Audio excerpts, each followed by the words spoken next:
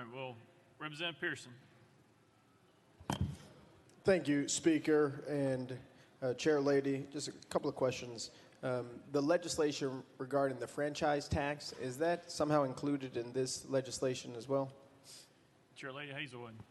The dollars for that are included in the budget. They were in the governor's base budget. We have not reallocated those dollars in any way. So those dollars are in the base budget.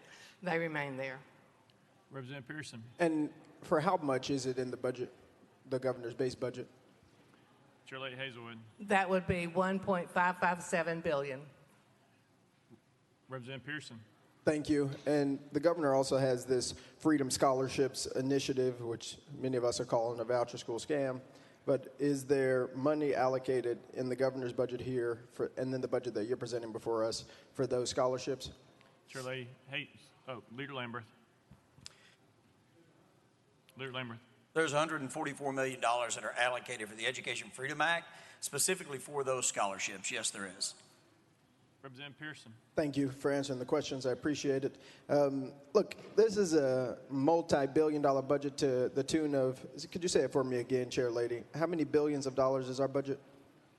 Chair Lady Hazelwood. Thank you, Mr. Speaker. $52.8 billion. Representative Pearson. Okay. This is a budget for $52.8 billion. That's what we're going to pass.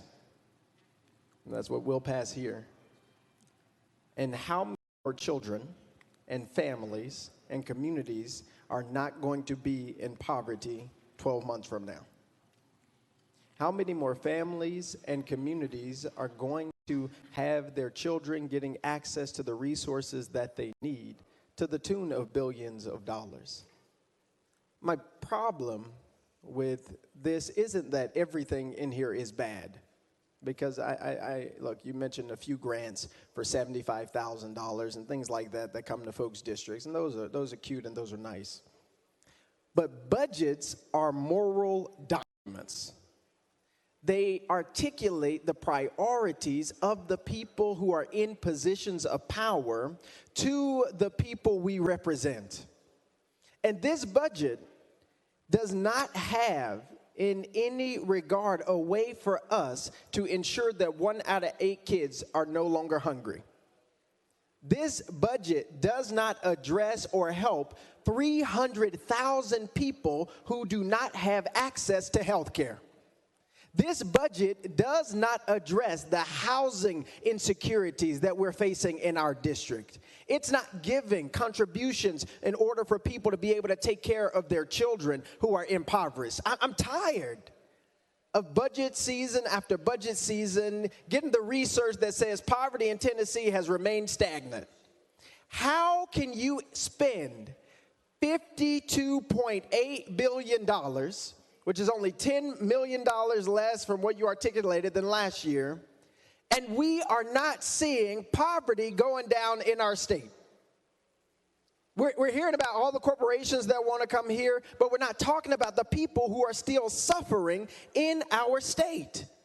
In rural America, in rural Tennessee, in suburban Tennessee, in urban Tennessee, we are having significant issues that are not being addressed to the level that it could be if we directed these resources in ways that could actually address the systemic and systematic issues that our constituencies are dealing with. That's why this isn't a moral document. Not because it doesn't have the few things that people want, the $1 billion tax break to corporation, the education scam for a couple of folks to be proud of. Not because it doesn't have those things, but because it does not systematically or fundamentally alter where our money is going to address the needs in our communities.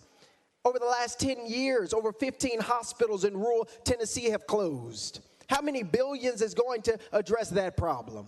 We don't need more nickel and dime grant programs. We need to use our resources in ways that alleviate the pain of the people in our communities. And this budget, as did last year's budget, does not address those root causes.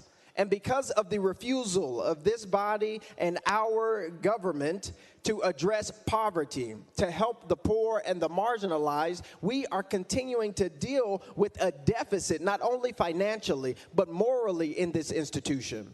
This is why I cannot support this budget and why we must continue to put our money where our hearts should be. Chair Lady Hazelwood.